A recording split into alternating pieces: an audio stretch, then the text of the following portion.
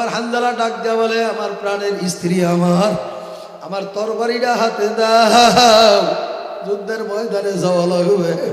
বিবি ডাক দেয়া বলে, আমার প্রাণের স্বামী, কেবলমাত্র একদিনে হইল বিবাহ হয়েছে, একটা রাত্র আপনার আমার সঙ্গে যাপন হয়েছে। ইয়া আল্লাহ, আল্লাহ নবীর সাহাবীরা দিনের জন্য, নবীর জন্য কি পরিমাণ কষ্ট করছে। হানজালার স্ত্রী ডাক দেওয়া হলো, আমার প্রাণের আমার স্বামী, আপনিও আমারে ভালো করিয়া দেখতে পারেন না, আমি আপনাকে ভালো মতন দেখতে পারি নাই। প্রাণের স্বামী আমার ঘরে ভিতরে প্রবেশ করে, আমি আপনাকে একটু দেখে নে, আপনিও আমার একটু ভালোভাবে দেখে। আল্লাহ নবীর প্রিয় সাহাবী হানজালা ডাক দেওয়া, প্রাণের স্ত্রী, আমার তোমার সাথে যদি আমার মাওলায় দেখা করায়, তোমার আমার দেখা হবে জান্নাতের ময়দানে। আল্লাহু আকবার।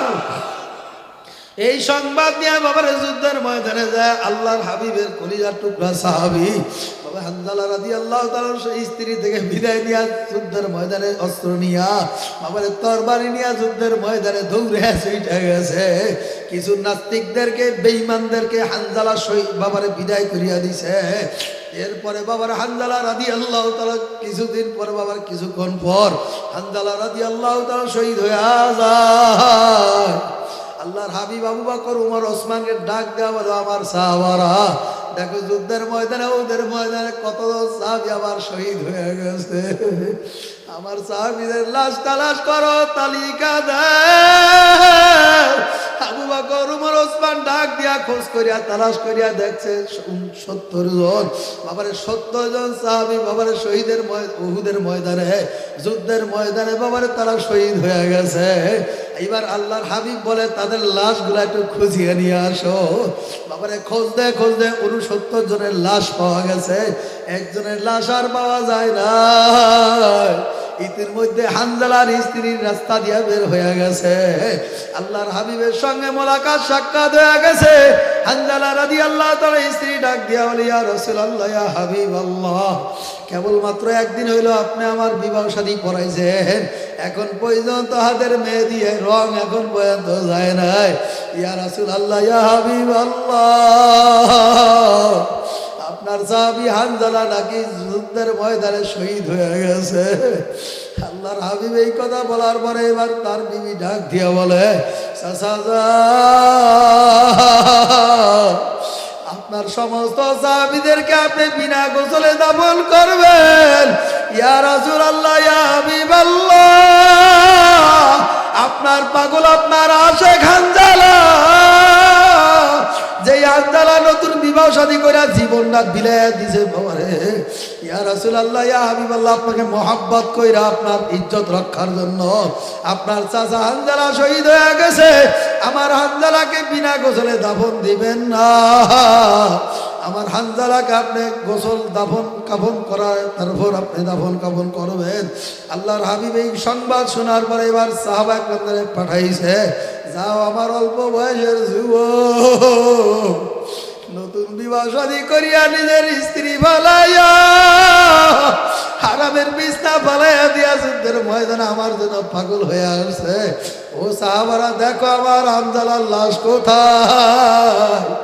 আলী, আবু বকর, ওসমান, আলী বাবার যত এত তালাশ করছে, কোথাও হানজালার লাশ খুঁজা পায় না।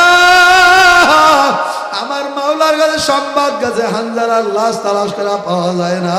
আল্লাহ পাক রব্বুল আলামিন জিবরাইলকে পাঠাইছে, জিবরাইল যাও যাও, আমার যুবক হানজালা, আমার আশিক কই? আমার হানজালা অল্প বয়সে বিবাহ শাদী করিয়া নিজের মায়া স্ত্রী সব ফলাইয়া যুদ্ধের ময়দানে শহীদ হয়ে গেছে। আমার জিবরাইল যায়, দেখো আমার হানজালার লাশ কোথায় আছে। হানজালার, আল্লাহু আকবার, আল্লাহর হাবিবের আল্লাহু আকবার সাহাবী জিবরাইল আমিনকে পাঠিয়ে দিয়ে জিবরাইল হানজালার লাশ খুঁজা তালাশ কইরা নিয়ে আসছে, সাহাবা একরামের সামনে হাজির করছে। আল্লাহ পাক বলে, জিবরাইল, আমার এই হানজালার জান্নাতের পানি দ্বারা গোসল করাইয়া দাও। আল্লাহু আকবার জোরে কর।